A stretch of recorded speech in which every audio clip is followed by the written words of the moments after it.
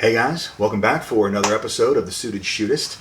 As you can tell by the title and by this very stylish shirt that is courtesy of Darkstar Gear and available on their website, I am going to be talking about my hobbies today. And there's a tie-in as to how and why all this is relevant to the lifestyle of a civilian defender, so bear with me, there's a point.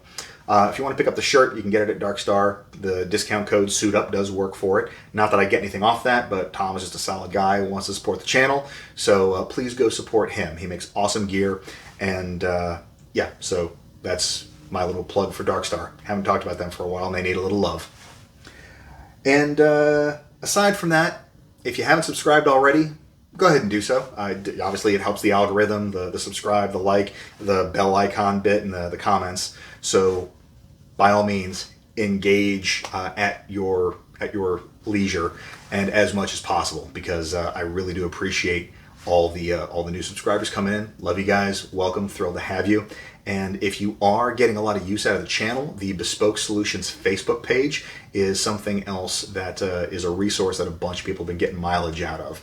We talk about a lot of these ideas and concepts in a lot more depth, and occasionally we'll get some interesting takes on some of this stuff. So yeah, Bespoke Solutions, check it out. It's awesome, and want to jump into it. So, like I said, why am I here just kind of yammering about what I do for fun? Because this is part of what I do for fun, and it ties back into a video that I made about making sure that you don't get so wrapped up in the whole defensive lifestyle that you end up forgetting to actually have fulfilling life experiences.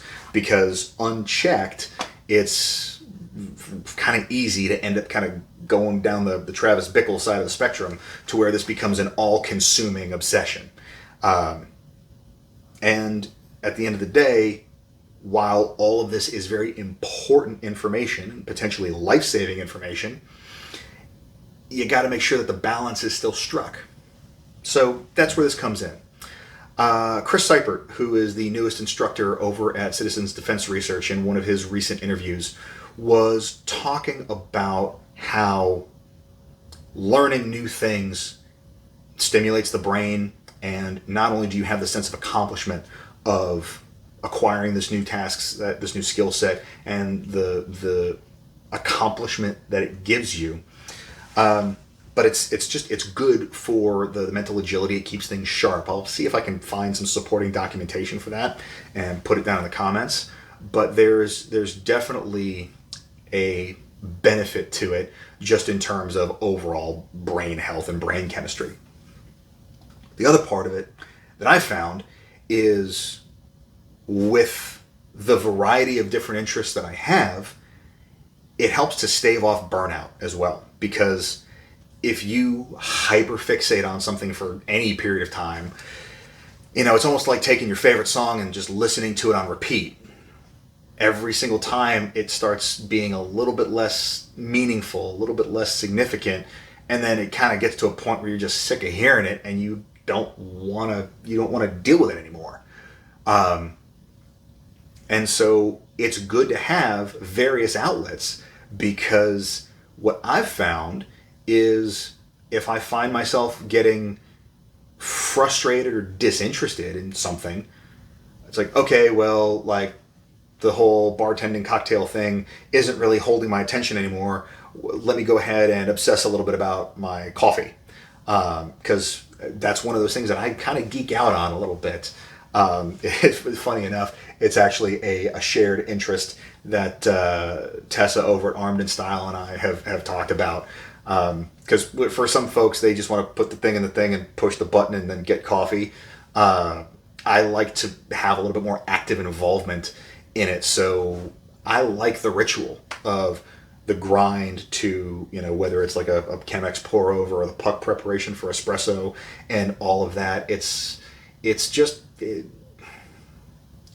kind of zen a little bit, where at least for that brief moment, you're just singularly focused on this thing that you're doing that's right in front of you. The cocktailing is very much the same thing. It's not just slapping a bunch of ingredients in a glass and stirring it up and dumping it in another glass.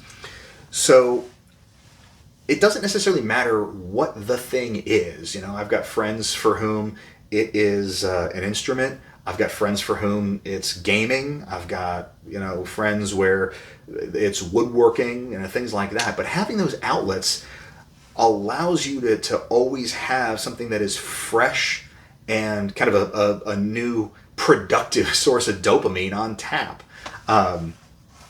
You know, that's not like junk TV and a bag of Cheetos and a, you know, liter bottle of Mountain Dew. Not that there's anything wrong with any of those things per se, as long as it's all within moderation, which is not necessarily my strong point. But, you know, again, when you have hobbies like cocktails and cooking and things like that, there's going to be some side effects, which is why I try and keep things balanced. You know, the jiu-jitsu for me is the most entertaining way I've found to maintain some modicum of physical fitness. And the mindfulness that it demands is also something that I really appreciate, because I don't know if it's just the nature of the fact that I'm a white belt, and so I'm so much worse than everybody that I'm going up against, that my mind is always fully occupied on what I'm having to deal with. You know, I don't know if the purple belt that's kicking my ass is thinking about what he's doing to me or what he needs to pick up from the grocery store on the drive home. If and when I ever hit purple belt, we'll find out.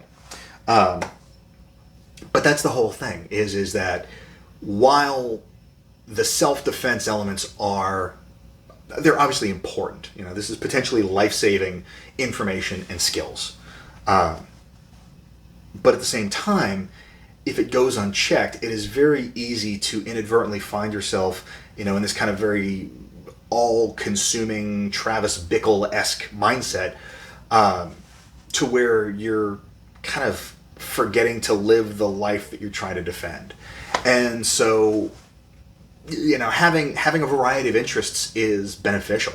And so I'd love to hear from y'all. You know, what do you guys do for fun, aside from, you know, shooting or choking your friends out and all that kind of jazz? What is the most unexpected hobby that you have? I'd be very curious of that. For me, while it's really more my wife's thing than mine, I'm an active enough participant in it to say that for me, the most kind of unexpected is ballroom dance. You know, all the other stuff, the food and the cocktails. You know, you could accuse me of being a you know, great value version of Craig Douglas. So yeah, what do you guys do for fun that is not defensive related? I'd love to hear it. Put it down in the comments. If you get a lot of mileage out of the channel and you want to support it directly, I got the Patreon up and live. I got awesome patrons. You guys are one of the main reasons that I'm able to continue all of this. I really appreciate it. I cannot express that enough. So thank you. And aside from that, I hope everybody has a great week. Stay dangerous and stay sharp.